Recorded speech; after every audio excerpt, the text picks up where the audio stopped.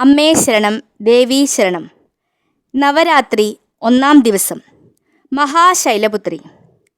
ദേവിയുടെ ഈ രൂപം മനസ്സിൽ സ്മരിച്ചുകൊണ്ട് നവരാത്രിയുടെ 1-ാം ദിവസത്തിൽ ദേവീപൂജയ്ക്ക് ജപിക്കേണ്ട മന്ത്രം: വന്ദേ വാഞ്ചിതലാഭായ ചന്ദ്രാർദ്ധാകൃതശേഖരാം വൃഷാരൂഢാം ശൂലധരാം ശൈലപുത്രീം യശസ്വിനീം. ഈ മന്ത്രം ഭക്തിപൂർവം ശൈലപുത്രിയായ ദേവിയെ സങ്കല്പിച്ചുകൊണ്ട് ജപിക്കുക. സർവ അഭീഷ്ടങ്ങളും സാധിക്കുന്നതാണ്. നവദുർഗമാരിൽ 1-ാമത്തെ ദുർഗയാണ് ശൈലപുത്രി. നവരാത്രിയിൽ ആദ്യ ദിനം ആരാധിക്കുന്നതും ദേവി ശൈലപുത്രിയെയാണ്. സതി, ഭവാനി, പാർവതി, ഹൈമവതി എന്നീ നാമങ്ങളും ശൈലപുത്രിക്കുണ്ട്. ഹൈന്ദവ വിശ്വാസമനുസരിച്ച് പ്രകൃതിയാകുന്ന മാതൃസ്വരൂപമാണ് ശൈലപുത്രി.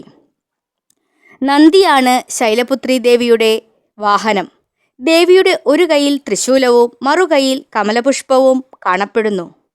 ഹിമവാന്റെ മകൾ എന്നാണ് ശൈലപുത്രി എന്ന വാക്കിനർത്ഥം.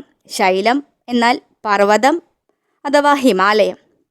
പർവ്വത രാജാവായ ഹിമവാന്റെയും മേനാദേവിയുടെയും മകളായാണ് ആദിശക്തി 2ാമത് അവതരിച്ചത്. പർവ്വതരാജന്റെ മകളായതിനാൽ ദേവി പാർവതി എന്നും ശൈലത്തിൻ്റെ മകളായതിനാൽ ശൈലപുത്രി എന്നും ദേവി അറിയപ്പെടുന്നു. പൂർവ്വജന്മത്തിൽ ദക്ഷന്റെ പുത്രിയായ സതിയായിട്ടായിരുന്നു ശൈലപുത്രി അവതരിച്ചത്. അമ്മേ ശരണം ദേവീ ശരണം. അമ്മേ കാത്തുകൊള്ളണേ ശൈലപുത്രി ദേവി.